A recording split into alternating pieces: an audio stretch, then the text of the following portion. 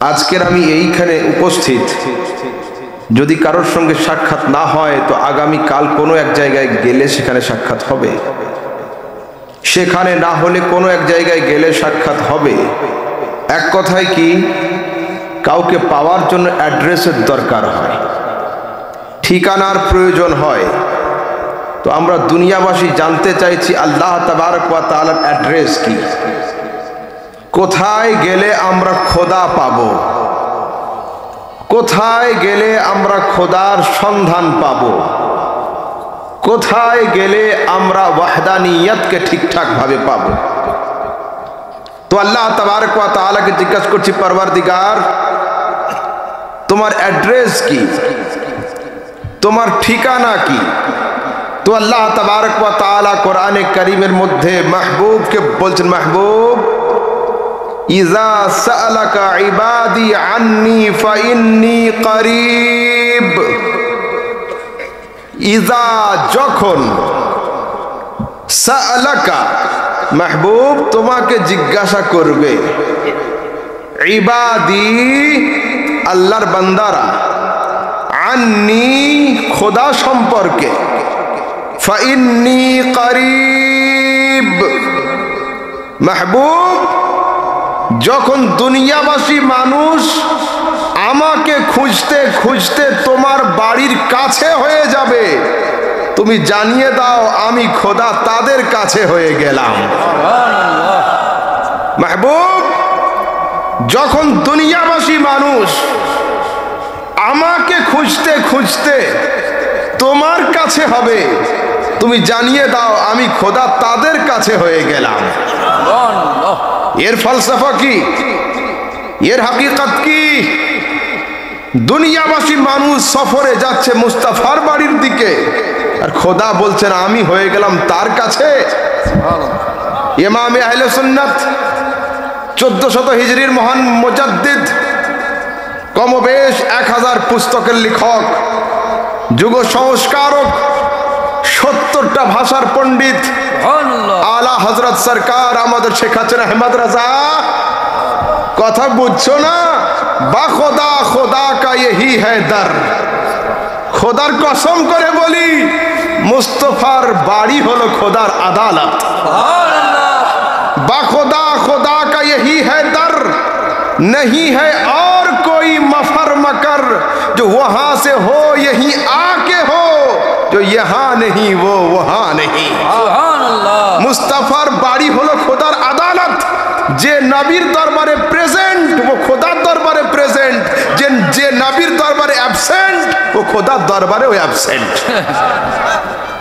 বাস সমস্ত বক্তব্যের সারাংশ এই দুটো ছন্দে ইমামে আহলে সুন্নাতের শের দিয়ে আমি ক্লিয়ার করলাম। এবার যা শুনবেন এইটার ব্যাখ্যা। তো শুনুন, হযরতে উমর রাদিয়াল্লাহু তাআলা আনহু কে ছিলেন? রাসূলের সাহাবী। কিন্তু যখন তিনি বাউন্ডারির বাইরে ছিলেন, মুস্তাফা কারীমের কাছে আসেন নাই, আমার রাসূল 39 জন মুসলিমকে নিয়ে ইনডোর মিটিং করছিলেন। ভালো করে বুঝবেন, ইনডোর, ঘরের মধ্যে। হঠাৎ দরওয়াজার উপরে ঠক ঠক করে আওয়াজ হচ্ছে। রাসূল বলেন দেখো তো কে। দরওয়াজা হালকা করে ফাঁকা করে তাকানো হয়েছে, সাহাবীর জুবান থেকে আওয়াজ আর জোরে উচ্চারণ হচ্ছে না, আস্তে বলছি ইয়া রাসূলুল্লাহ, উমর দাঁড়িয়ে আছে। আমার রাসূল বলেন ওপেন দ্য ডোর, আরে দরওয়াজা খুলে দাও। বলছি ইয়া রাসূলুল্লাহ, হাতে তলোয়ার নিয়ে দাঁড়িয়ে রয়েছে। রাসূল বলেন ওপেন দ্য ডোর, দরওয়াজা খোলো। বলছি ইয়া রাসূলুল্লাহ, তলোয়ার আজ খাপে নেই, খাপ থেকে বের করা রয়েছে। রাসূল বলছেন তোমরা বাড়ির দরওয়াজা খুলে দাও, উমরের অন্তরের দরওয়াজা আমি নিজে খুলে নেব। তোমরা বাড়ির দরওয়াজা খুলে দাও, উমরের অন্তরের দরওয়াজা আমি নিজে খুলে নেব। মুস্তাফা কারীমের কথা শুনে যখন রাসূলের সাহাবী দরওয়াজাকে খুলেছিলেন, হযরতে উমর উঁচু তলোয়ারকে মুস্তাফার চেহারার দিকে তাকিয়ে নিচে নামিয়ে রেখে পাঠ করেছিলেন, আশহাদু আল্লা ইলাহা ইল্লাল্লাহ ওয়া আন্নাকা রাসূলুল্লাহ। আমি সাক্ষ্য দিচ্ছি আল্লাহ এক, আর হ্যাঁ হ্যাঁ হ্যাঁ, আরে আপনি আপনিই তো হলেন আল্লাহর রাসূল।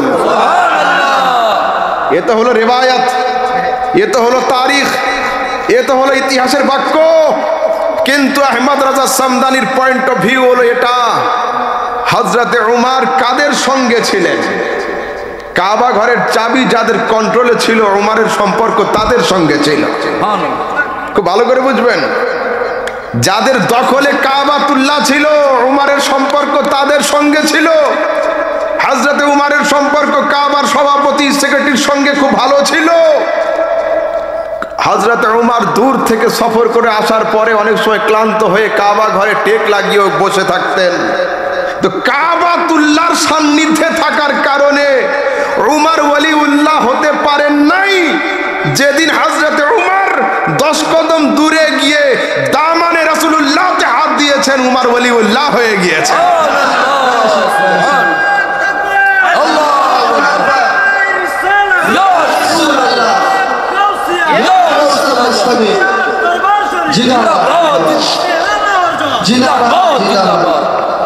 তো পৃথিবীর মানুষ, বর্তমান সময়েও যদি জবরদখল করে কেউ কাবাতুল্লাহকে আঁকড়ে ধরে থাকে, তো কাবাতুল্লাহতে কবজা করার কারণে কোনো মানুষ ওয়ালিউল্লাহ হতে পারবে না যতক্ষণ ওর হাতে দামানে রাসূলুল্লাহ না আসে।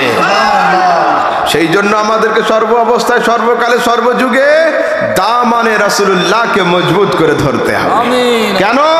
দামানে রাসূলুল্লাহ ছাড়া দুনিয়ার কোনো ব্যক্তি ওয়ালিউল্লাহ হতে পারবে না। যদি একজন লোক ইন্তেকাল করে আর তাকে কাবা শরীফের পাথর চূর্ণ করে খাইয়ে দেওয়া হয় এবং কাবা গৃহের নিচে দাফন করে দেওয়া হয়, তবুও ওই ব্যক্তি জান্নাতি হবে না যদি ওর হাতে দামানে রাসূলুল্লাহ না থাকে। আমরা আহলে সুন্নাত ওয়াল জামাত, আমাদের থিওরি হলো এই, আমরা কোনো ব্র্যান্ড দেখে চলি না, আমরা মালের কোয়ালিটি বিবেচনা করে থাকি। সেই জন্যই তো আরবের ব্র্যান্ড আবু জাহাল আমাদের কাছে পদধলিত, কিন্তু পারস্যের ব্র্যান্ড বেলাল মুস্তাফার ইশকে পাগল হওয়ার কারণে মাথার তাজ হয়ে রয়েছে। সেই জন্য আমরা কোনোদিন ব্র্যান্ড নয়। জান্নাত যাওয়ার জন্য মক্কাবাসী হওয়া শর্ত নয়, জান্নাত যাওয়ার জন্য মদিনাবাসী হওয়া জরুরি নয়। আরে জান্নাত যাওয়ার জন্য মদিনাওয়ালা মুস্তাফার গোলামি জরুরি রয়েছে। আচ্ছা চলুন একটু আগের দিকে যাই। একদিন মারওয়ান বিন হিকাম বাড়ি থেকে বের হয়েছে, দেখছে একজন লোক রাসূল আকরাম সাল্লাল্লাহু তাআলা আলাইহি ওয়াসাল্লামের মাজার শরীফকে জড়িয়ে ধরে রয়েছে। পিছন থেকে এসে জামা ধরে বলছে, মাযা তাসনা, কি করছো এখানে? ফাইযা হুয়া আবু আইয়ুব আল আনসারী। মারওয়ান কেঁপে উঠেছে, দেখছে হযরত আবু আইয়ুব আনসারী শুয়ে রয়েছেন। বলছে কি করছো এখানে? তো হযরত আবু আইয়ুব আনসারী রাহমাতুল্লাহ তাআলা আলাইহি রাদিয়াল্লাহু তাআলা আনহু বলছেন, জিতু রাসূলুল্লাহ সাল্লাল্লাহু আলাইহি ওয়াসাল্লাম ওয়া লাম আতিল হাজার। আরে আমি জিন্দা মুস্তাফার দরবারে হাজির হয়েছি, মুর্দা পাথরের কাছে উপস্থিত হই নাই। এই হাদিস থেকে নিয়ে আমাদের ইমাম, আপনাদের ইমাম আমাদের দর্শ দিয়েছেন, তু জিন্দা হে ওয়াল্লাহ, তু জিন্দা হে ওয়াল্লাহ। খোদার কসম করে বলি আয় মুস্তাফা, তুমি জীবিত, তুমি জীবিত। পার্থক্য এতটুকু, মেরি চশমে আলম সে ছুপ জানে ওয়ালে। আগের যুগে বেহিজাব ফয়েজ পেতাম, এখন হিজাবের আড়াল থেকে তুমি ফয়েজ দিয়ে থাকো। আচ্ছা, আমি যে আয়াতে কারিমা তেলাওয়াত করলাম, কুল হুয়াল্লাহু আহাদ, নবী তুমি বলো তিনি আল্লাহ হলেন এক। আল্লাহকে নিজে বলছেন ইন্নাল্লাহা আলা কুল্লি শাইইন কাদির, আল্লাহ সর্বশক্তিমান। এই আল্লাহকে নিজের হুকুম, নিজের আদেশের কথা বলছেন, ইন্নামা আমরুহু ইযা আরাদা শাইআন আইয়াকুলা লাহু কুন ফায়াকুন। আল্লাহ পাক যখন আদেশ করছেন আকিমুস সালাহ, নামাজ কায়েম করো, আতুজ যাকাহ, যাকাত প্রদান করো, আতিমুল হজ্জ ওয়াল উমরাতা লিল্লাহ, আল্লাহর জন্য হজ এবং উমরা আদায় করো। কিন্তু আল্লাহ যখন নিজের জাত, নিজের সত্তা, নিজের রিয়ালিটি, নিজের কোয়ালিটি সম্পর্কে দুনিয়াবাসী মানুষকে জানাতে চাইছেন, আমার খোদা এ কথা বলেন নাই, ও কুমিল্লাবাসী মানুষ আমি আল্লাহ এক, আমাকে মেনে নাও, এ কথা নেই। কি বলছেন? কুল নবী তুমি বলে দাও হো আল্লাহু আহাদ, আমি খোদা হলাম এক। এমন কেন? দেখুন, এই যে আমরা হাজার মানুষ নিয়ে প্রোগ্রাম করছি, যদি একজন লোক আমাদের সামনে এই মুহূর্তে দাঁড়িয়ে যায় আর বলে আহমদ ভাই চৌরাস্তাতে একটা চিতা বাঘ দেখা গিয়েছে, জলসা বন্ধ করে দাও, আমি কি এক্ষুনি আখিরি দোয়া করে দেব? না, লোকটার অবস্থার দিকে তাকাবো, বারবার পর্যবেক্ষণ করব, যিনি সংবাদ দিচ্ছেন তিনি কেমন মানুষ, ব্রেনের অবস্থা ঠিক আছে কিনা, ড্রিঙ্ক করে আছেন কিনা। যদি দেখি যে নেশা করে আছেন, মদ পান করে আছেন, ব্রেনের অবস্থা ঠিক নেই, আমরা জলসা চালিয়ে যাব। আর যদি একজন নির্ভরযোগ্য পার্সোনালিটি, বিশ্বস্ত ব্যক্তিত্ব আমাদের সামনে দাঁড়ায় আর ওই সেম নিউজ রিপিট করে যে হ্যাঁ হ্যাঁ আহমদ মিয়া ওখানে বাঘ দেখা গিয়েছে, আমরা এক্ষুনি জলসা বন্ধ করে বাড়ি চলে যাব। নিউজ তো একটাই ছিল, আগেরটা মানলাম না, পরেরটা মানছি কেন? তা বলছে হ্যাঁ, সংবাদকে মানার আগে সাংবাদিকের উপরে নজর রাখতে হয়। যদি সাংবাদিক নির্ভরযোগ্য হয় তবে ওর সংবাদ বিশ্বস্ত হয়, যদি সাংবাদিক নির্ভরযোগ্য না হয় ওই সংবাদ মানা হয় না।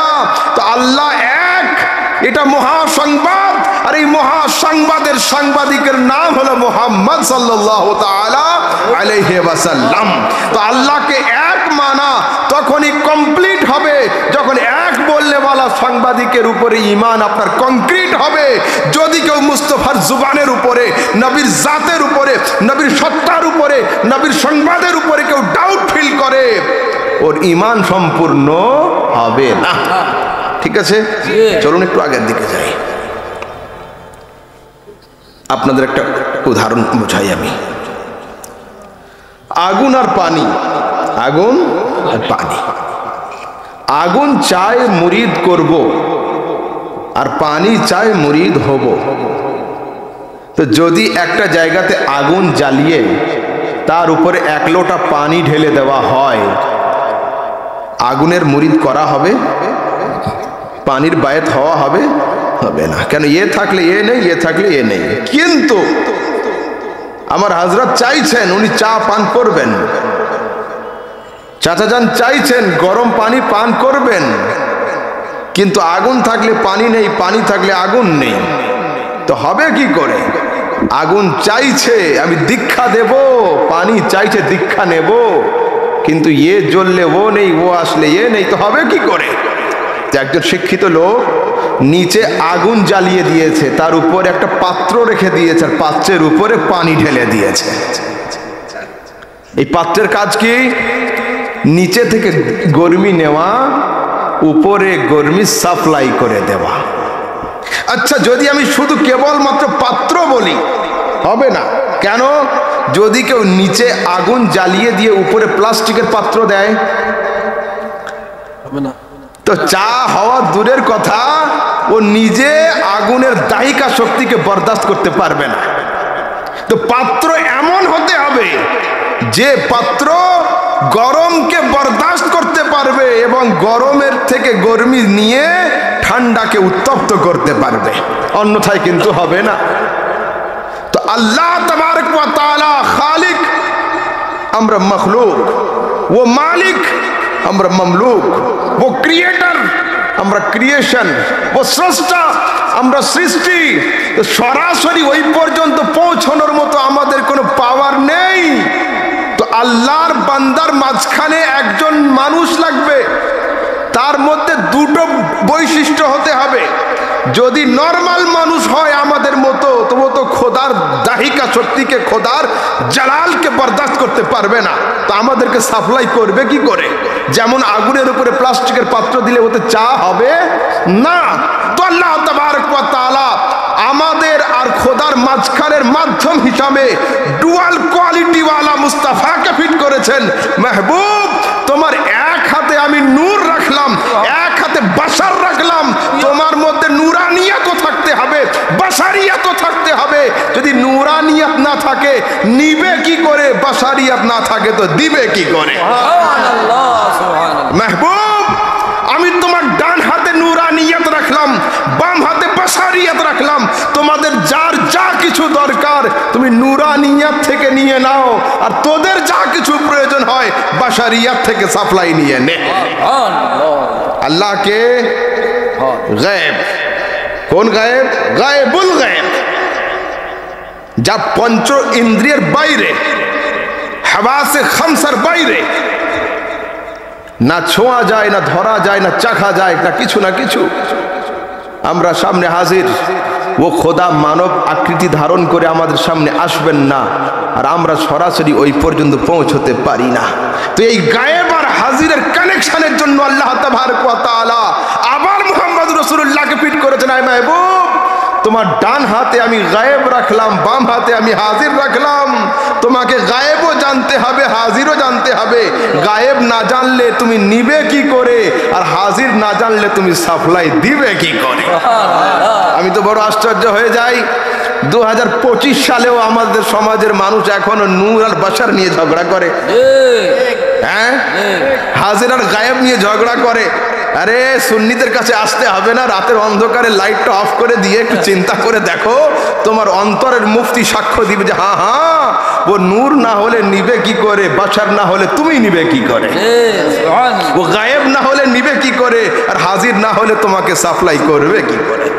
রাসূল তিনি হবেন যার মধ্যে ডুয়াল কোয়ালিটি থাকবে, নূরও হবে বাশারও হবে, নয়তো হবে না। গায়েবও জানবে, হাজিরও জানবে। আচ্ছা, এইখানে আরেকটা পয়েন্ট আছে, শুনুন খুব ভালো করে। একজন পিতার 3 জন ছেলে, বড় ছেলে ইংলিশ মিডিয়ামে পড়ে, রেজাল্ট হয়েছে, রেজাল্টের দিনে এসে বলছে, dad I stood 2nd division in my examination. আব্বু আমি 2nd ডিভিশনে পাস করেছি। বলছি থ্যাংক ইউ, ভালো কথা, কংগ্রেচুলেশন, খুব ভালো কথা। মাদ্রাসায় পড়ে একজন, জামিয়া সুন্নিয়া আহমদিয়াতে চট্টগ্রাম, এসে বলছে আব্বু अल्हम्दुलिल्लाह पहला दर्जा में पास किया। बोले हाँ बेटा मुबारक हो तुझे भी। গ্রামে একটা ছেলে পড়তো প্রাইমারি স্কুলে, আব্বু আব্বু আমি 3rd ডিভিশনে পাস করেছি। আচ্ছা ঠিক, 3টে ছেলে। এই 2nd ডিভিশন ওয়ালা 1st ডিভিশন ওয়ালার মতো কি উন্নত না, 3rd ডিভিশন ওয়ালার মতো কি কমজোর? কেন? মাঝখানে ডিভিশন পেয়েছি, 2nd ডিভিশনে পাস করেছি। 1st ডিভিশন ওয়ালার মতো নয়, আবার 3rd ডিভিশন ওয়ালার মতো নয়। আরেকটু ক্লিয়ার করি, হাঁড়িটা খুব গরম হয়েছে, হাঁড়ির উপরে পানি আছে, হাঁড়ির নিচে আগুন। এই হাঁড়িকে যদি কেউ আগুন বলে ও ভুল করবে, হাঁড়িকে যদি কেউ পানি বলে ও ভুল করবে। হাঁড়ি আগুন নয়, হাঁড়ি পানিও নয়। ও পৃথিবীর মানুষ, আমার মুস্তাফা আল্লাহর বান্দার মাঝখানের মাধ্যম। নবীকে যদি কেউ খোদা বলে ও কাফের হবে, যদি কেউ নিজেদের মতো বলে ও কাফের হবে।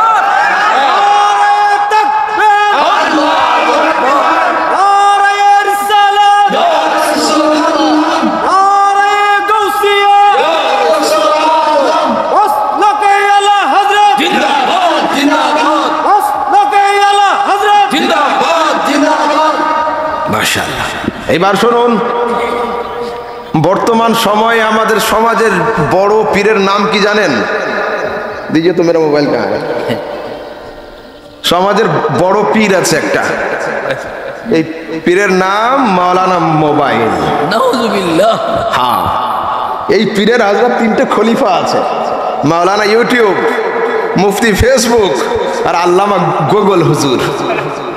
এই 3টে খলিফা। আমাদের সমাজের যুবকরা বুজুর্গদের দামান ছেড়ে দিয়েছে, আলেম মুফতির দামানকে ছেড়ে দিয়েছে। মসলা জানার জন্য আলেমের কাছে যায় না, ফতোয়া নেওয়ার জন্য মুফতির দরবারে যায় না, এরা ইউটিউবে সার্চ করে। আর ইউটিউবে যত ভুয়ো শায়েখগুলো আমতলা জামতলা থেকে পাস করা শায়েখরা ফতোয়া দিয়ে আমাদের ইমানকে ধ্বংস করে দিচ্ছে। ঠিক আছে? হ্যাঁ, তো এখন এদের দাবি হলো ওসিলার কোনো প্রয়োজন নেই। আচ্ছা বলুন, সিঁড়িতে পা রাখলে ছাদ কি অসন্তুষ্ট হয়? ছাদ সন্তুষ্ট হয়, তাই না? যে লোকটা হাত পা না ভেঙে সুস্থভাবে আমার কাছে পৌঁছে যাবে। আমি এখন স্টেজে ওঠার আগে সিঁড়িতে পা রাখলাম, স্টেজ কি আমার উপরে অসন্তুষ্ট হয়েছে যে সামদানি হুজুরকে উঠতে দেব না, সিঁড়িতে পা রাখলো কেন? না, স্টেজ সন্তুষ্ট হয়েছে। তো পৃথিবীর মানুষ সিঁড়িতে পা রাখলে ছাদ সন্তুষ্ট হয় যে লোকটা হাত পা না ভেঙে সুস্থভাবে আমার পর্যন্ত পৌঁছে যাবে। তো খোদা প্রাপ্তির মহা মজবুত সিঁড়ির নাম হলো মুহাম্মাদুর রাসূলুল্লাহ সাল্লাল্লাহু আলাইহি ওয়াসাল্লাম। তো যদি কেউ দামানে মুস্তাফাতে হাত দিয়ে দেয়, আমার খোদা সন্তুষ্ট হয়ে যায় যে লোকটা গোমরা না হয়ে পথভ্রষ্ট না হয়ে আমার পর্যন্ত পৌঁছে যাবে। আচ্ছা, এইবার শুনুন, হযরতে আদম আলাইহিস সালামকে আমাদের আপনাদের সবার আদি পিতা, আল্লাহ পাকের নবী, জান্নাত থেকে দুনিয়াতে আসলেন। এই জায়গাতে আমার কিছু ভাই সাধারণ কিছু আলেম পর্যন্ত বলে হযরতে আদমকে জান্নাত থেকে বহিষ্কার করা হয়েছে। নাউযুবিল্লাহ, আস্তাগফিরুল্লাহ। হযরতে আদমকে জান্নাত থেকে বহিষ্কার করা হয়নি, জান্নাত থেকে পাঠিয়ে দেওয়া হয়েছে। ইবলিসকে জান্নাত থেকে তাড়িয়ে দেওয়া হয়েছে। পাঠিয়ে দেওয়া আলাদা, বের করে দেওয়া আলাদা। তো হযরতে আদম আলাইহিস সালাম জান্নাত থেকে দুনিয়াতে আসলেন কেন? জান্নাত কে তৈরি করেছেন? আল্লাহ রাব্বুল আলামিন। জাহান্নাম আল্লাহ রাব্বুল আলামিন। হযরতে আদম জান্নাতি, হযরতে হাওয়া জান্নাতি। তো দুইজন যদি জান্নাতেই থেকে যাবেন তো খোদার জাহান্নামের হিটারওয়ালা রুমগুলো তো খালি থাকবে, ওতে যাবে কে? আর জান্নাতে ফ্যামিলি প্ল্যানিং চলে না। তো আল্লাহ তাবারক ওয়া তাআলা গন্ধমের বাহানাকে সামনে রেখে চড়িয়ে দিয়ে গন্ধমের গাছ পর্যন্ত নিয়ে গিয়েছেন। ঠিক আছে, এই বাহানাকে কেন্দ্র করে আদম আর হাওয়া তোমরা দুজন যাও, দুনিয়াতে আওলাদ পয়দা করো, কাফের আওলাদ গুলোকে ছেড়ে দিয়ে জান্নাতি আওলাদদেরকে নিয়ে আবার জান্নাতে চলে এসো। তো সেই জন্য আমাদের হিন্দুস্তানি আলেমরা আমরা বলে থাকি, আরে আদম अगर गंदम को खाया ना होता मोहम्मद का जलवा हम पाया ना होता। যদি হযরতে আদম গন্ধমের ফল না খেতেন জালওয়ায়ে মুস্তাফা আমরা দেখতেই পেতাম না। সুবহানাল্লাহ। দুনিয়ার লোক বলে থাকে, বিশেষ করে আহলে সুন্নাত ছাড়া বাকি 72 ফিরকার আলেমরা বলে থাকে হযরতে আদমের খাতা হয়েছিল, খাতা। আস্তাগফিরুল্লাহ, নবীর ক্ষেত্রে খাতা ইউজ করা হলো হারাম। হযরতে আদম খাতা করেন নাই, গন্ধমের ফল খেয়ে আমাদেরকে মুস্তাফার জালওয়া আতা করেছেন। আতা, ও খাতা নয়, ও আতা, ও আতা হ্যায়। আচ্ছা শুনুন, হযরতে আদম আলাইহিস সালাম জান্নাত থেকে দুনিয়াতে আসলেন। 309 বছর। তাফসীরের কিতাব খুলে দেখুন, আকাশের দিকে মাথা উঠিয়ে তাকান নাই। হযরতে আদম আলাইহিস সালাম কিন্তু চুপ ছিলেন না, দোয়া করছিলেন, আয় আল্লাহ ফরিয়াদ, আল্লাহ ফরিয়াদ, দোয়া করছিলেন। হঠাৎ কোরআন সাক্ষ্য দিচ্ছে, ফাতালাক্কা আদামু মির রাব্বিহি কালিমাতিন ফাতাবা আলাইহি ইন্নাহু হুয়াত তাওয়াবুর রহিম। হযরতে আদম আলাইহিস সালামের অন্তরে আল্লাহ পাক কিছু বাক্য, কিছু শব্দ, কিছু সেন্টেন্স ইলকা করলেন, ঢেলে দিলেন। হযরতে আদম আজকের অন্য প্রসেসে হাত তুলছেন। কোন তাফসীরে আছে রব্বানা যালামনা, এটা পাঠ করেছিলেন। আর সরাসরি মুস্তাদরাক হাকিম থেকে নিয়ে দুনিয়ার সমস্ত তাফসীরের কিতাবে আছে হযরতে আদম হাত তুলে বলেন, আল্লাহুম্মা ইন্নী আসআলুকা বিহাক্কি মুহাম্মদ। আয় আল্লাহ, 309 বছর আমি আপন এক্সপেরিয়েন্সে দোয়া চেয়েছি, আজকের আমি দোয়া চাইছি মুস্তাফার ওসিলাতে। সুবহানাল্লাহ, সুবহানাল্লাহ। তো হাদিসে আসছে গুফরা আদম, আল্লাহ তাবারক ওয়া তাআলা হযরতে আদমের দোয়াকে কবুল করে নিয়েছেন। এবার আল্লাহ জিজ্ঞাসা করছেন, ইয়া আদম কাইফা আরাফতা মুহাম্মাদান। আয় আদম, মুস্তাফাকে তুমি চিনলে কি করে? আমি তো এখনো জাহিরি ভাবে দুনিয়াতে পাঠাই নাই। তা বলছে, মাওলা ইদ নাফাখতা ফিয়া মির রূহিকা ওয়া রাফা'তু রাসি ওয়া রাআইতু আলা বাবিল জান্নাতি মাকতুবান মুহাম্মাদুর রাসূলুল্লাহ সাল্লাল্লাহু আলাইহি ওয়াসাল্লাম। আয় আল্লাহ, যখন তুমি আমার দেহে আত্মা দিয়েছিলে, মস্তক উঁচু করে আমি দাঁড়িয়েছিলাম, তো জান্নাতের দরওয়াজাতে লেখা ছিল লা ইলাহা ইল্লাল্লাহ মুহাম্মাদুর রাসূলুল্লাহ সাল্লাল্লাহু আলাইহি ওয়াসাল্লাম। এখন তো একজন বক্তা সাহেব 6 মাস 8 মাস খুঁজে ও তো কালেমা শরীফ খুঁজে পাচ্ছে না। আর ওখানে আমাদের বাপ হযরতে আদম জান্নাতের দরওয়াজাতেই পেয়ে গিয়েছিলেন। আচ্ছা চলুন আগের দিকে যাই। এ তো হাদিস হলো, হযরতে আদম কার ওসিলা দিয়েছিলেন? নবীর ওসিলা, নবীর ওসিলা দিয়েছিলেন। ঠিক আছে, এইবার শুনুন, এ তো হলো হাদিস। কিন্তু প্রত্যেকটা হাদিসের পরে আমি আহমদ রাজা সামদানি আমার পয়েন্ট অফ ভিউ রাখবো। এটা হলো হাদিস। এইবার আমার কথা হলো এই, বাপের আওলাদ কয় রকমের হয়? দুই রকমের হয়, যোগ্য পুত্র অযোগ্য পুত্র, লায়েক আওলাদ নালায়েক আওলাদ। হ্যাঁ, আমার আব্বা হুজুর খলিফায়ে তাজুশ শরিয়া, খলিফায়ে বরেলি, মুফতি আজম বঙ্গাল হজরতে গোলাম সমদানি রজবি আদাম আল্লাহ জিল্লাহু। তো যদি আমি আজ আলিম না হয়ে তাস জুয়া আর কান ফুটো করে হাতে বালা দিয়ে হাফ প্যান্ট পরে ঘুরতাম, আপনারা আমাকে ডাকতেন জলসায়? ডাকা দূরের কথা, খানকায় রজবিয়াতে কি বলতো? লায়েক বাপের নালায়েক ছেলে। কি বোঝা গেল? যে বাপের সুন্নাতকে ফলো করে ও বাপের লায়েক আওলাদ, যে বাপের সুন্নাতকে না মানে ও বাপের নালায়েক আওলাদ। তো হযরতে আদম আলাইহিস সালাম স্টার্ট অফ দি ওয়ার্ল্ডে, দুনিয়ার শুরুতে আপন দোয়ার মধ্যে মুস্তাফার ওসিলা দিয়েছিলেন। তো দোয়াতে নবীর ওসিলা পেশ করা হযরতে আদমের সুন্নাত। যারা দোয়াতে ওসিলা মানে তারা আদমের লায়েক আওলাদ, যারা ওসিলাকে নাজায়েজের ফতোয়া দেয় এরা হলো আদমের নালায়েক আওলাদ।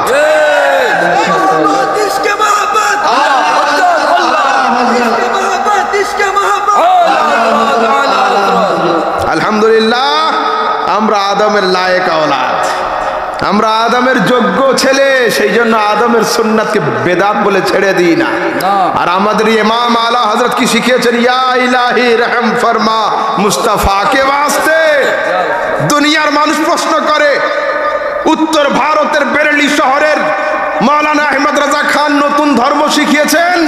আল্লাহ পাকের ইজ্জতের কসম, কোন বাসালাহিয়াত, মান্তিক, ফলসফা, বালাগাত আর নহু সরফের জ্ঞান রাখে এমন আলেম যদি আমার সামনে বসে, আমি হযরতে আদমের হাদিস থেকে প্রমাণ করিয়ে দিব। হযরতে আদম আরবিতে বলেছিলেন আল্লাহুম্মা ইন্নী আসআলুকা বিহাক্কি মুহাম্মদ।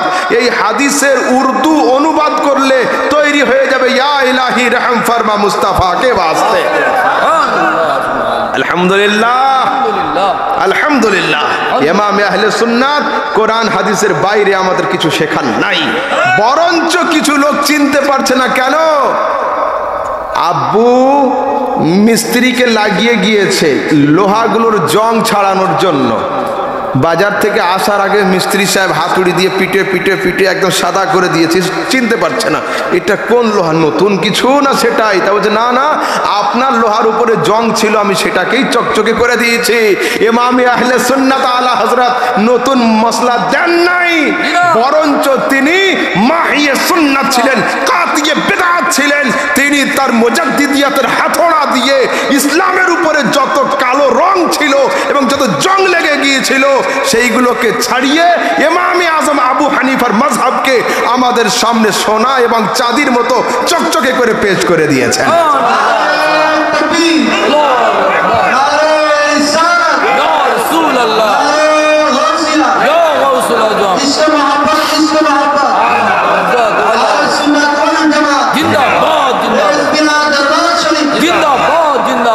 এবার শুনুন, হযরত ইউসুফ আলাইহিস সালাম কে ছিলেন? নবী।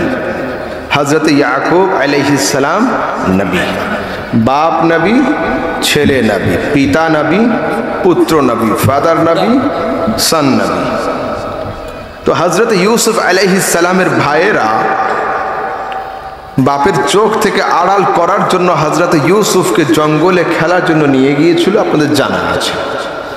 বাড়ি আসার সময় হযরত ইউসুফ আলাইহিস সালামকে একটা কুয়োতে নিক্ষেপ করে ইউসুফ আলাইহিস সালামের উপরের লুজ জুব্বাটা, যেটা এবা বা খেরকা বলা হয়, ওই জুব্বাটা খুলে সুন্দর করে ভাঁজ করে পাট করে এবং জঙ্গল থেকে 11 ভাই একটা নেকড়ে বাঘকে ধরে বাপের সামনে হাজির করেছিল। আব্বা, আপনার প্রিয় পুত্র ইউসুফকে এই বাঘে খেয়েছে আর এটা হলো তার গায়ের জুব্বা। আপনারা বলুন, যদি রাস্তায় যেতে যেতে কাউকে কুকুরে কামড় দেয় তো কুকুর কি বলবে? যে হুজুর আগে জুব্বাটা উঁচু করুন, আমি পায়ে কামড়াবো। তার কুকুরের দাঁত আগে কাপড়ের টাচ করবে, তারপরে আমার দেহে লাগবে। বাঘ যদি কাউকে হামলা করে, বাঘ যদি কাউকে খেয়ে ফেলে, তো কি বলবে? হজরত জি जुब्बा खोल लीजिए, मैं हमला करना चाहता हूं।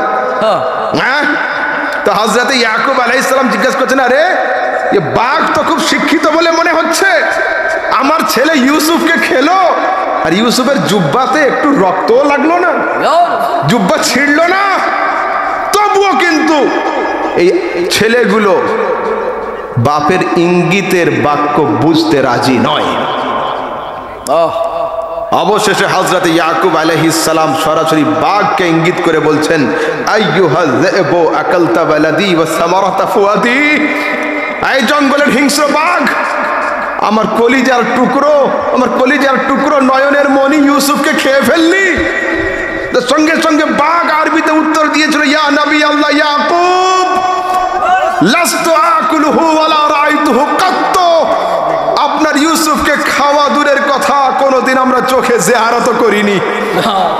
আমরা বাঘ হতে পারি, কিন্তু জানি বাঘ জাতির উপরে আল্লাহ পাক পয়গম্বরদের দেহকে খাওয়া হারাম করে দিয়েছেন। আপনার ছেলে ইউসুফ তো নবীর লিস্টে নাম লিখিয়ে রেখেছে, ওর উপরে হামলা করব কি করে? হলো, এবার শুনুন, অনেক লম্বা সময় অতিবাহিত হয়েছে।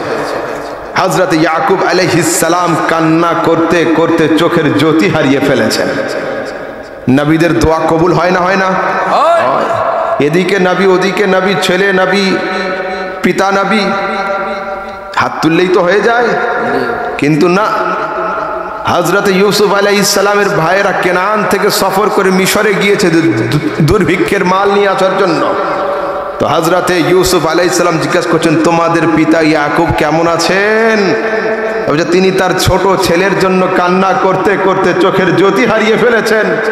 হযরতে ইউসুফ আলাইহিস সালাম নিজের জুব্বাটা দিয়ে বলেন, ইযহাবু বিকামিসি হাযা, আমার এই জুব্বাটা নিয়ে যাও, আমার এই জুব্বাটা আব্বার চোখের উপরে রাখবে, আমার জুব্বার বরকতে আব্বার চোখ। মৌলভী আহমদ রাজা তোমাদের জয়ীফ হাদিস শুনিয়ে গিয়েছে না, কোরআনের আয়াত মুসলমান হলে নত শিরে নির্বিঘ্নে মানতেই হবে। কোরআনে সহি জয়ীফের কোনো গল্পই নেই, যেটা আছে সবটাই সহি। আলহামদুলিল্লাহ। তো যখন ভাইয়েরা এসে ইউসুফ আলাইহিস সালামের জুব্বাকে নিয়ে ইয়াকুব আলাইহিস সালামের চোখে রেখেছিল, তো হযরতে ইউসুফ আলাইহিস সালামের জুব্বার বরকতে আল্লাহ ইয়াকুবের চোখকে খুলে দিয়েছিল। এ তো হলো আয়াত। ফের আহমদ রাজা সামদানির পয়েন্ট অফ ভিউ হলো এটা, নবীরা দুনিয়াতে শিরক করতে আসেন, শিরকে মিটিয়ে তৌহিদের ঝান্ডা উঁচু করার জন্য আসেন। নবীদের দ্বারাতে বিদআত হয়, বিদআতকে মিটিয়ে সুন্নাতের পতাকা উত্তোলনের জন্য তারা আসেন। তো এদিক থেকে জুব্বা পাঠাচ্ছেন নবী, জুব্বা কবুল করছেন নবী, জুব্বা দিচ্ছেন নবী, জুব্বা নিচ্ছেন নবী। আরে নবী তো নবী, নবীর দেহের ব্যবহৃত কাপড়ের ওসিলা নেওয়া নবী ইউসুফ এবং নবী ইয়াকুবের সুন্নাত। সুবহানাল্লাহ, আলহামদুলিল্লাহ। এবার আসুন আগের দিকে যাই। আমরা এখন কোন দিকে মুখ করে নামাজ পড়ি? কেবলার দিকে। কেন? কাবা ঘর পৃথিবীর সেন্টারে, এটা আমাদের কেবলা। চারিদিক থেকে নামাজ হয়। যে দেশ থেকে